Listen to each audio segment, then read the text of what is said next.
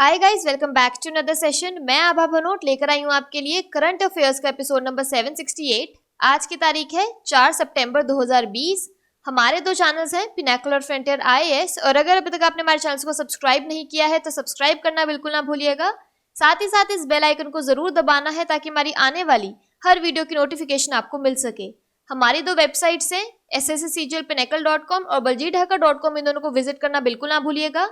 ये सेशन हर रोज सुबह 4 बजे अवेलेबल हो जाता है और वीडियो की एंड में आपसे क्विज के क्वेश्चन पूछे जाते हैं जिनका आंसर आपको कमेंट सेक्शन में जरूर करना है। स्टार्ट करेंगे प्रीवियस क्विज के साथ। आपका पहला क्वेश्चन था, the big thoughts of little love शीर्षक से बच्चों की पुस्तक किसने लिखी है? तो इसका सही जवाब था करण जौहर। और आपका दूसरा क्वेश्चन था, 7 वर्षों में US ओपन में एकल मैच जीतने वाले पहले भारतीय कौन बने हैं? तो इसका सही जवाब है सुमित नागल। स्टार्ट करेंगे आज के सेशन के पहले क्वेश्चन के साथ।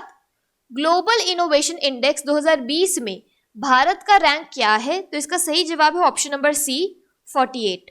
भारत ग्लोबल इनोवेशन इंडेक्स 2020 पर 4 पायदान की छलांग लगाकर 48वें स्थान पर आ गया है। इसके साथ ही भारत टॉप 50 इनोवेटिव देशों में शामिल हो गया है। विश्व बौद्धिक संपदा संगठन WIPO हर साल ग्लोबल इनोवेशन इंडेक्स रैंकिंग जारी करता है।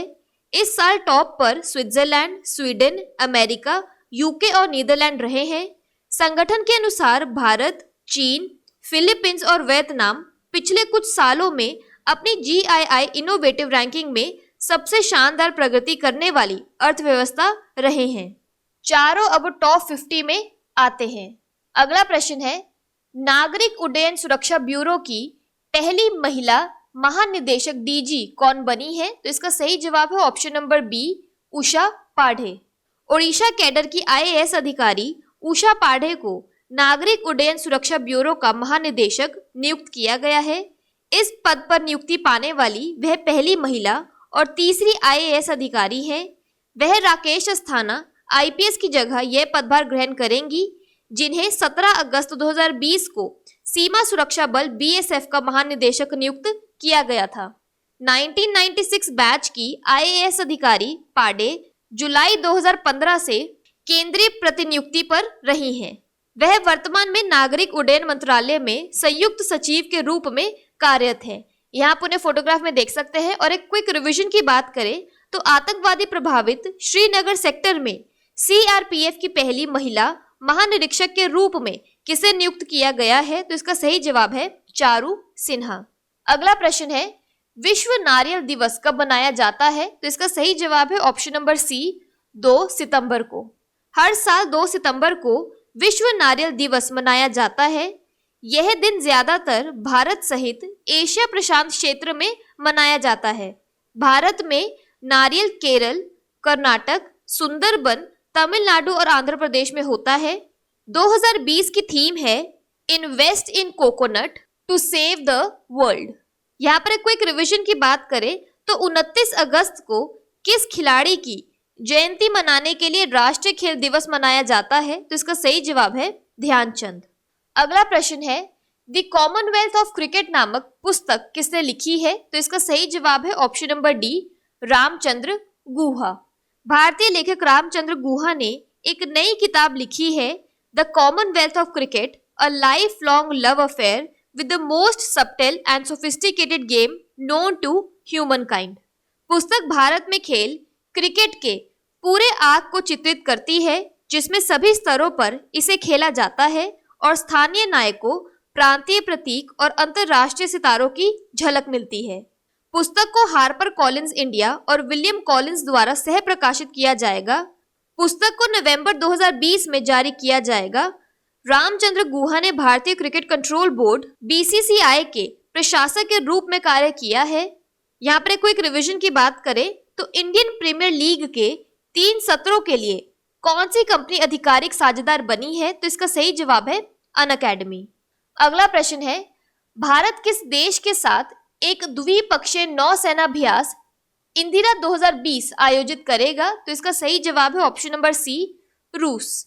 भारतीय नौसेना रूस की नौसेना के साथ अंडमान एवं निकोबार द्वीप समूह के पास द्विपक्षीय नौसैनिक अभ्यास इंद्र 2020 का आयोजन करेगी।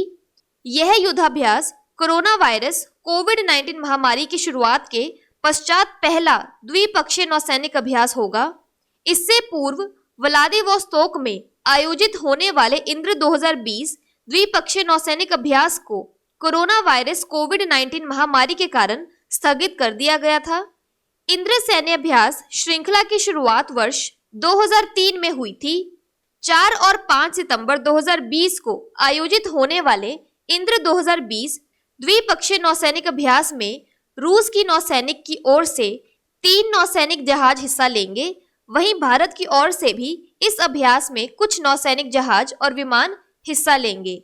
इंद्र 2020 द्विपक्षीय नौसैनिक अभ्यास के हिस्से के रूप में उड़ान भरने, सतह और हवाई लक्ष्यों पर गन फायरिंग और ट्रैकिंग आदि गतिविधियों के कार्यान्वयन की योजना बनाई गई है। यहाँ पर एक क्विक रिवीजन की बात करें तो किस देश ने दुनिया के सबसे बड़े हाइड्रोजन बम विस्फोट का वीडियो जारी किया है? तो इसका सही जवाब है रूस। बात करें रशिया की तो इसकी कैपिटल है मॉस्को, करेंसी है रशियन रूबल।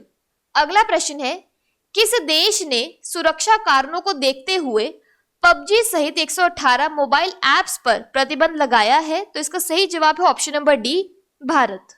भारत सरकार ने चीन में विकसित 118 मोबाइल ऐप्स को बैन कर दिया है, जिसमें गेमिंग ऐप पबजी भी शामिल है।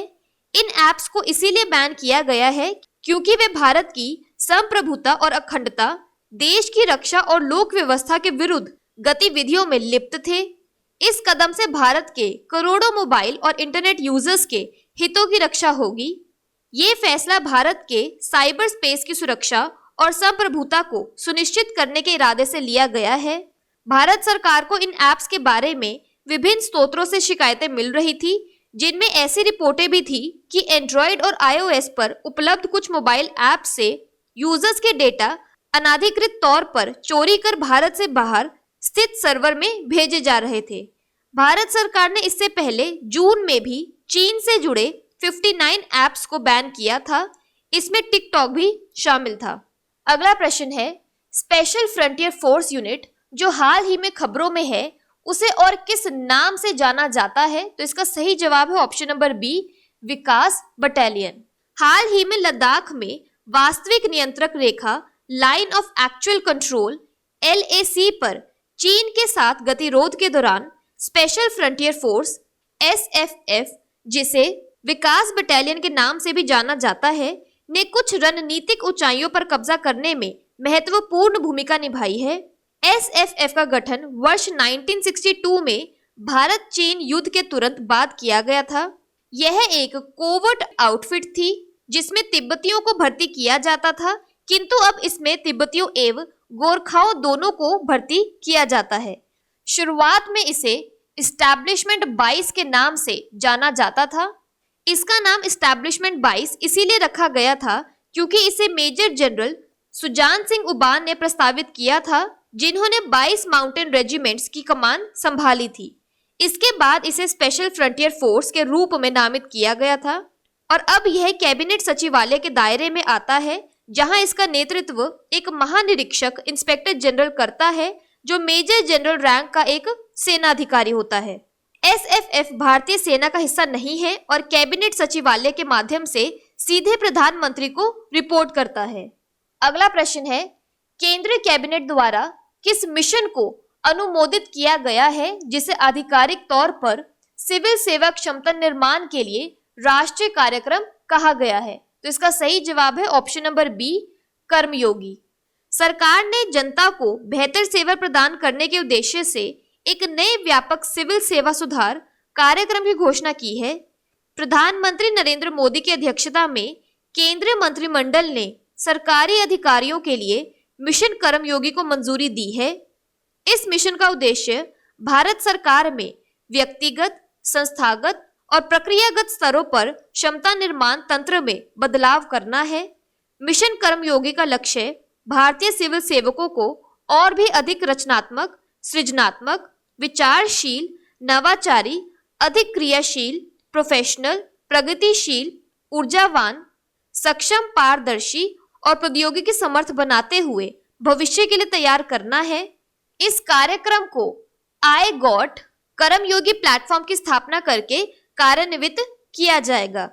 अगला प्रश्न है, भारतीय रेलवे ने कर्नाटक से किस राज्य में पहली निजी तौर पर संचालित RORO मालगाड़ी शुरू की है? तो इसका सही जवाब है option number B, Maharashtra. Karnataka के मुख्यमंत्री श्री BS येदियुरप्पा और रेल राज्य मंत्री श्री सुरेश अंगडी ने दक्षिण पश्चिम रेलवे के नेलमंगला बेंगलुरु के पास से बेल सोलापुर महाराष्ट्र तक पहली बार रोल ऑन रोल ऑफ सेवा को हरी झंडी दिखाई।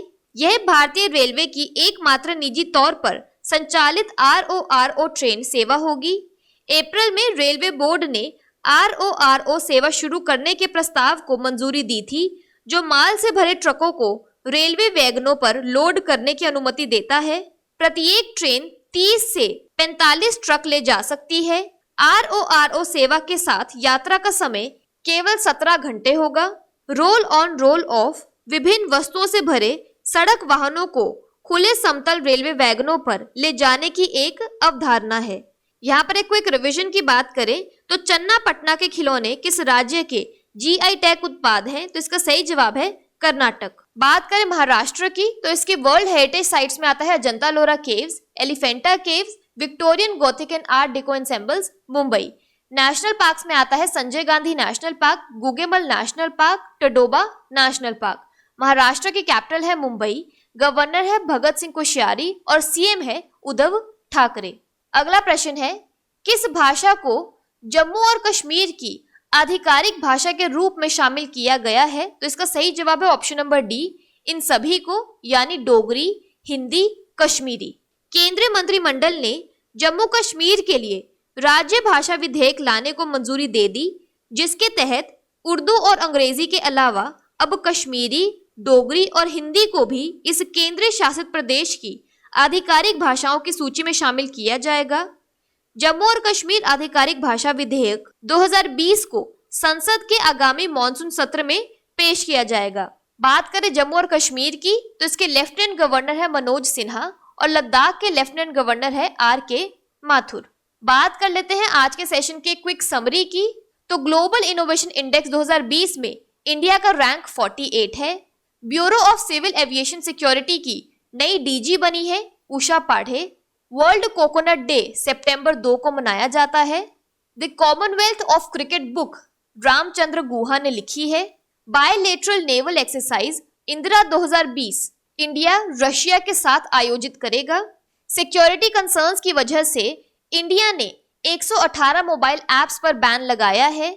स्पेशल फ्रंटियर फोर्स यूनिट का दूसरा नाम विकास बटालियन है। National programme for civil services capacity building के मिशन का नाम है मिशन कर्मयोगी।